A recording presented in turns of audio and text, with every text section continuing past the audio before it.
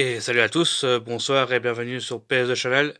Et ce soir, on continue une nouvelle vidéo de collection, donc ce sera la collection de la PS3, partie 6 maintenant. Donc voilà, j'ai décidé de continuer la vidéo de collection de PS3 puisque j'ai encore beaucoup de jeux à vous montrer sur cette console-là. Donc c'est parti directement. Donc on va commencer directement avec le Rise of the Argonaut. Donc c'est un jeu que j'avais vraiment adoré parce que c'est un jeu que je possédais déjà sur la Xbox 360, que j'ai fait et tout, que j'avais bien aimé, donc je voulais tester la version PS3 pour voir à quoi elle ressemblait. Donc voilà, c'était un jeu sympa aussi, hein, où il fallait frapper un peu tout le monde et tout, avec les argonautes, donc la mythologie grecque, enfin tous les trucs comme ça. Moi, c'est des jeux qui me plaisent beaucoup encore sur PS3. Donc voilà, je l'ai refait sur PS3 et vraiment j'avais adoré ce jeu-là. J'ai trouvé que c'était vraiment très cool. C'est bien fait et tout. C'est quelques petits problèmes de bugs quand même dans le jeu, mais le jeu est tellement cool et tellement sympa à jouer que je vous le conseille quand même, hein. Donc voilà, c'est vraiment du bourrinage et tout, donc c'est le genre de jeu qui me plaît vraiment. Et donc voilà pour ce Rise of the Argonaut, un très bon jeu sur PS3, vraiment, je vous le conseille vraiment si vous pouvez le faire. Ben, privilégiez quand même la version Xbox 360 qui est quand même plus qui est plus optimisée sur Xbox 360, je vais dire quand même. Donc voilà pour celui-là. Ensuite, on a du classique, un Battlefield 4, hein. Donc voilà, Battlefield, hein, donc l'équivalent de Call of Duty, hein, pour moi. Donc vraiment, celui-là, je l'ai pas trop aimé. C'est pas mon Battlefield préféré non plus. J'aime bien les Battlefield, mais comme c'est pareil comme les Call of Duty, en fait, c'est exactement la même chose. Je préfère toujours quand ça se joue dans la guerre mondiale, en fait. Et là, quand c'est des guerres trop futuristes comme ça, j'aime pas trop, en fait. Donc c'est pour ça que je n'aime pas trop ce genre de jeu. Quand c'est des guerres futuristes ou des guerres modernes, j'aime moins. Mais il est quand même sympa. Il faut quand même le faire une fois dans. Enfin, je sais pas s'il faut le faire quand même une fois dans sa vie, mais pour les adeptes de ce genre de FPS comme ça, il est quand même sympa.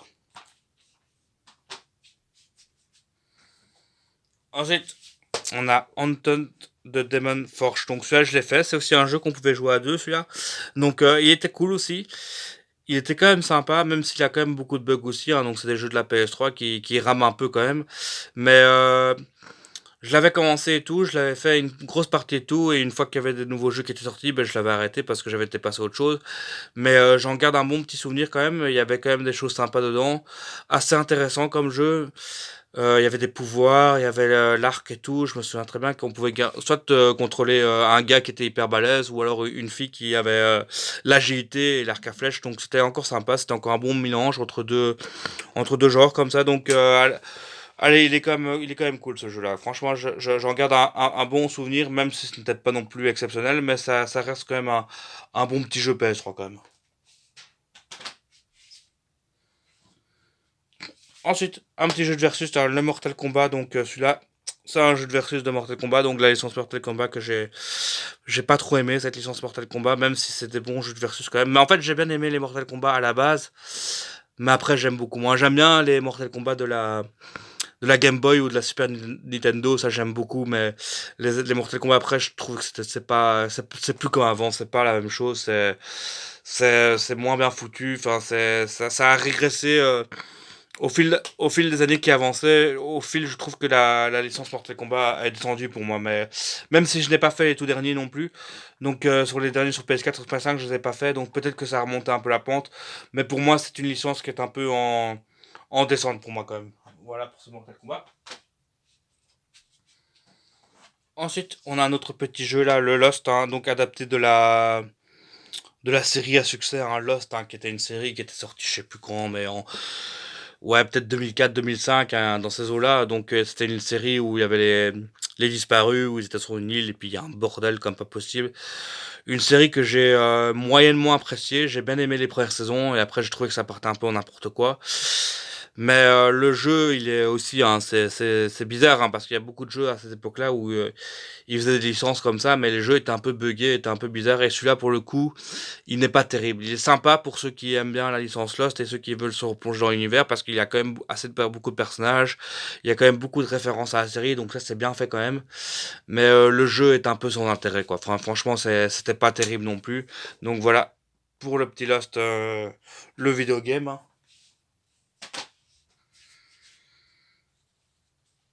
Ensuite, un petit jeu que j'ai bien aimé, hein, donc le Mafia 2, hein, donc voilà, évidemment, un jeu qui parle de la mafia, ça évidemment j'aime beaucoup. Alors celui-là, je l'ai fait aussi, hein, j'avais beaucoup aimé, je l'ai fait sur Xbox 360, je l'ai pas fait sur PS3.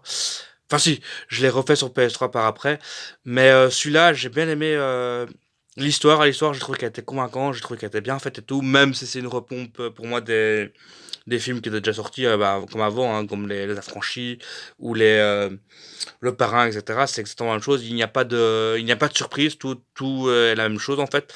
Mais ce qui était bien fait, c'est que le jeu était quand même ambitieux. J'ai bien aimé la narration, l'émission. Même si le monde ouvert ne sert pas à grand chose dans le jeu, mais c'était un monde ouvert qui était plus propice pour la narration du jeu. Et donc ça, j'avais bien aimé. On n'avait pas toutes les quêtes à faire à gauche, à droite et tout. Enfin, il avait quand même son propre style et tout. Et j'avais bien aimé au début qu'on commence comme militaire et tout, et qu'après on arrive dans la ville et tout, et puis on commence à devenir, mais comme d'habitude, à se frotter avec les gangs de mafia, et donc on se fait avoir, et puis après on revient. Enfin, parce que dans celui-là, on fait un prison pendant un petit temps et tout, parce qu'on s'est fait choper par, enfin, on s'est fait duper par un de nos associés. Et donc voilà, donc histoire intéressante. Et encore un bon jeu sur la Mafia. Vraiment, celui-là, il est encore sympa. Franchement, je préfère ce Mafia 2. Je le préfère pas par rapport au Mafia 1. Je préfère quand même le Mafia 1 qui est sorti sur PS2. Mais, euh, mais comparé au Mafia 3, j'ai préféré le Mafia 2 quand même. Je trouve que le Mafia 2 est quand même super cool. Donc voilà, pour Mafia. Ensuite, un excellent jeu, vraiment un énorme hommage à la série South Park, hein, donc c'est le South Park de Stick of Truth, donc le bâton de la vérité, hein, celui-là qui est vraiment excellent, hein, vraiment un énorme hommage à la série South Park. Si vous êtes fan de South Park, si vous aimez bien la licence South Park, si vous aimez bien le cartoon, hein, l'animé, hein, franchement je vous conseille ce jeu, c'est le meilleur. Il est même mieux que le deuxième qui est sorti sur PS4.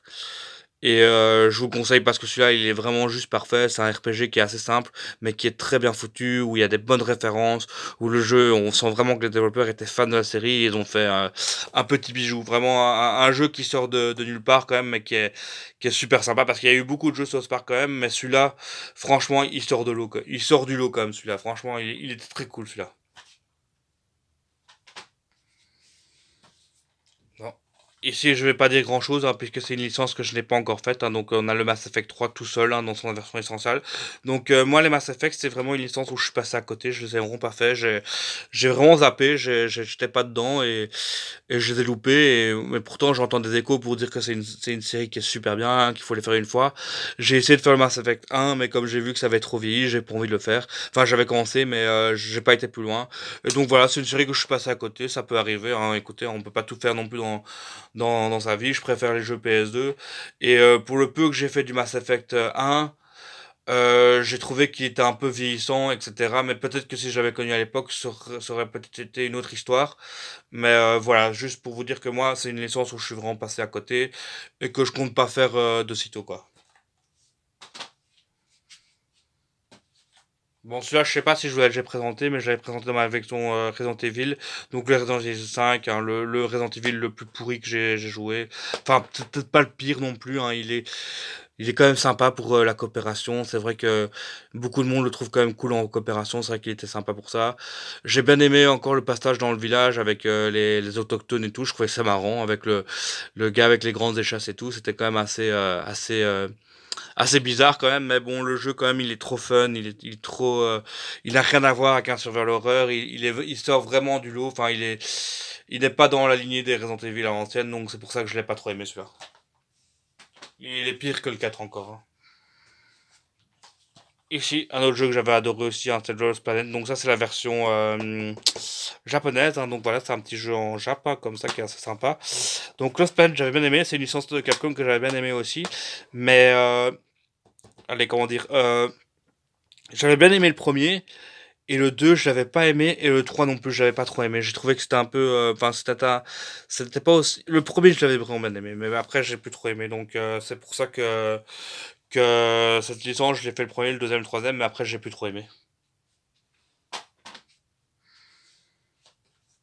Ici, on a une autre un jeu, hein, donc une licence de Capcom qui revient de nulle part, hein, donc le Bionic Commando, donc c'est un vieux jeu qui existait avant, et ils ont fait une version PS3, donc en 3D, enfin, en super bon graphique et tout, et celui-là je l'ai bien aimé, c'est un jeu qui est sympa, c'est un jeu qui se laisse faire, moi je l'avais beaucoup aimé celui-là, je l'ai fait aussi sur Xbox 360, je l'ai fait sur PS3, et c'est du bon jeu de Capcom, hein, voilà, vraiment celui-là il est cool, il est sympa, même s'il est pas trop aimé, mais moi, j'avais quand même passé un très très bon moment dessus. C'est quand même un jeu qui vaut la peine. Je vous conseille si vous aimez bien la licence Bionic Commando.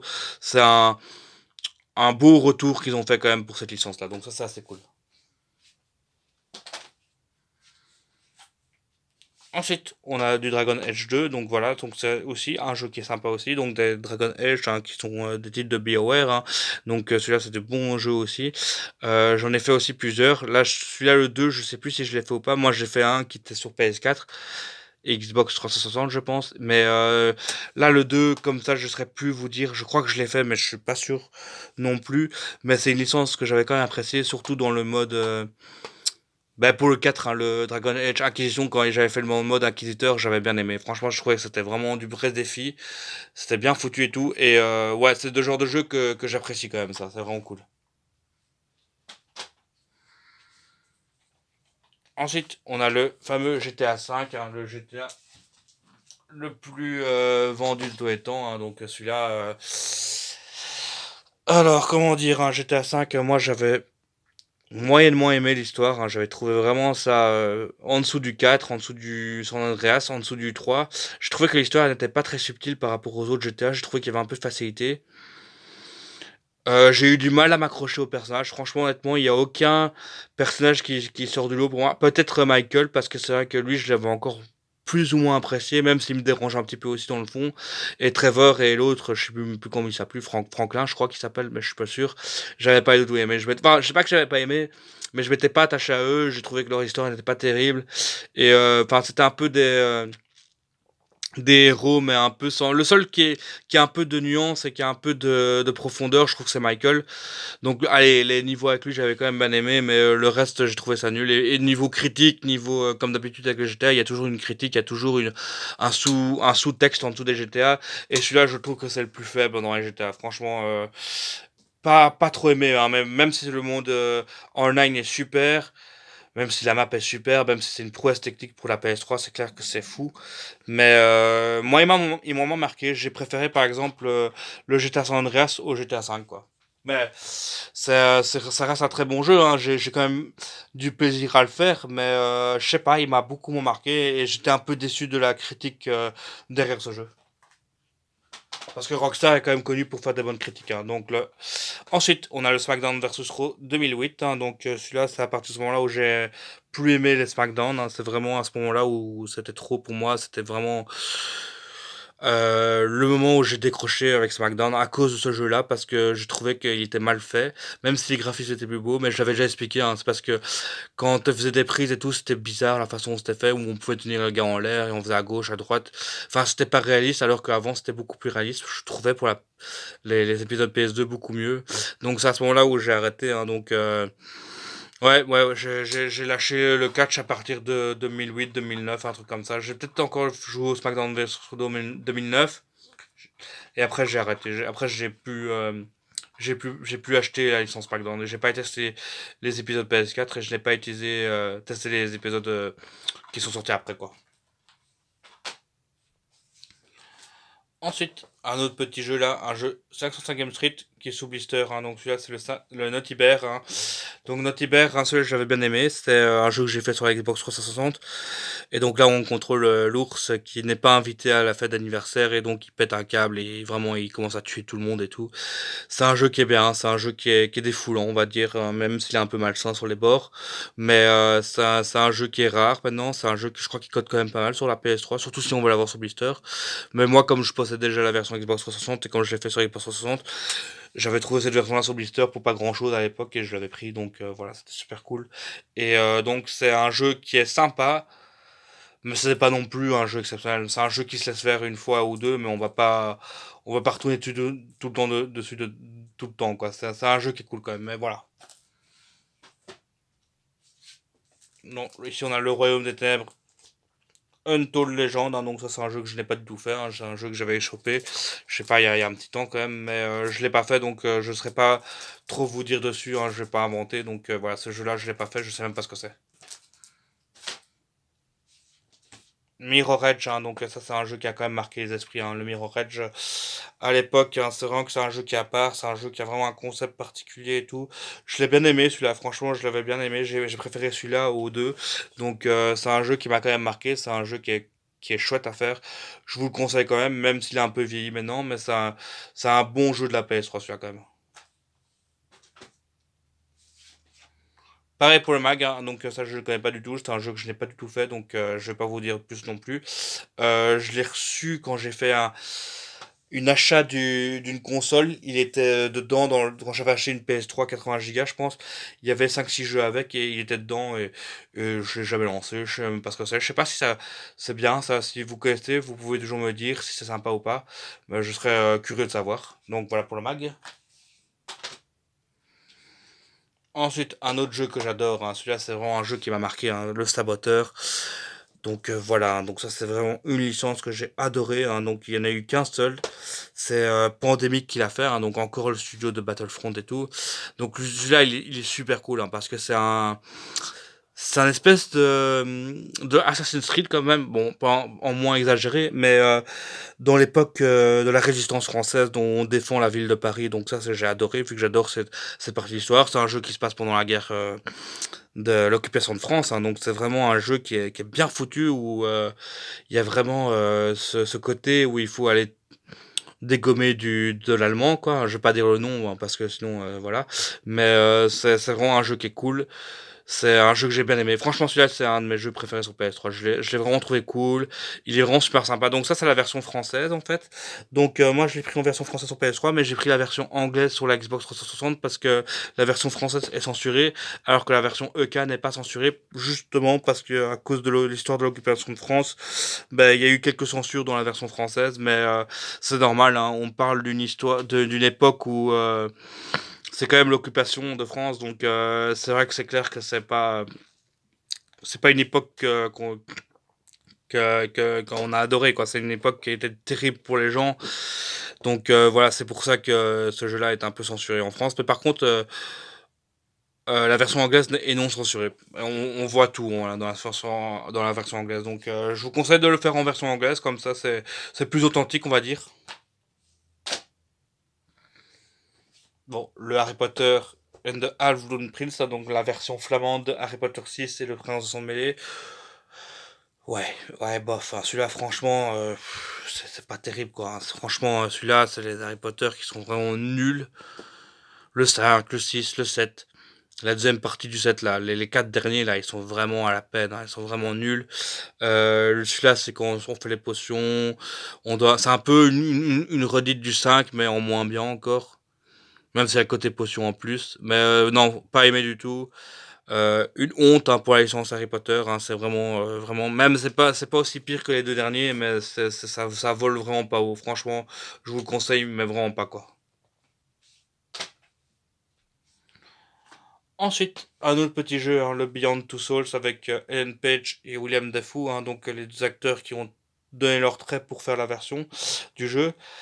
Alors Everen, c'est particulier pour moi. Franchement, c'est particulier. C'est un jeu que j'ai moyennement apprécié de la part de Quantic Dream, parce que j'avais tellement adoré Everen, j'avais tellement adoré Fahrenheit, même si Fahrenheit il est pour beaucoup de monde il est nul, mais moi j'avais bien aimé, c'est un jeu qui m'a marqué dans mon enfance.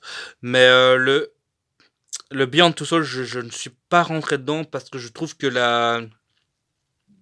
l'histoire est un peu trop farfelue, un peu trop bizarre, quoi, quand même, même si les acteurs sont très bons dedans. Mais enfin, Ellen Page, je sais plus Ellen Page, jamais, non, c'est Elliot Page, mais donc non, j'ai moins et moins apprécié. J'ai trouvé ça trop facile. Le QTE est vraiment devenu hyper simple. On n'utilise plus que les analogiques là-dedans. Il n'y a plus de combinaison de touches comme comparé à avant. Là, c'est vraiment au plus facile possible. Et la narration est moins bonne que dans Heavy Rain, par exemple. Heavy Rain est beaucoup plus subtil et beaucoup plus loin. Celui-là est un peu trop... peut-être que c'est le côté un peu trop surnaturel et tout qui m'a un peu dérangé dans ce jeu-là. Même si il est sympa, il se laisse faire et tout, mais c'est un jeu que j'ai fait une fois sur PS3, c'est un jeu que j'ai fait une fois sur PS4 dans la compilation que j'avais sur PS4 aussi, mais je retournerai plus dessus. Enfin, c'est peut-être le Quantum Dream qui m'a moins marqué, je pense, hein. Dans l'époque comme ça, je crois que c'est le moins quand même. Donc voilà. Ensuite, un autre jeu japonais, le Rise of Flare, donc celui-là, je l'ai testé, je l'ai essayé, il est vraiment excellent, c'est un bon shoot avec un dragon. Je vous le conseille quand même, il est sorti aussi en PAL, donc c'est un jeu qui est vraiment chouette, hein. Franchement, si vous aimez bien les shoots comme ça, il est assez bien fait quand même, hein. Et comme dernier jeu, le Army of Two, donc un jeu que je n'ai pas fait non plus, donc je vais pas en vous dire non plus. Donc voilà, ce sera tout pour cette partie 6 de la collection PS3. J'espère que cette vidéo vous plaira. Et donc, comme d'habitude, on s'abonne, on like, on commente. Et dites-moi si vous avez bien aimé la vidéo. Donc voilà, à plus.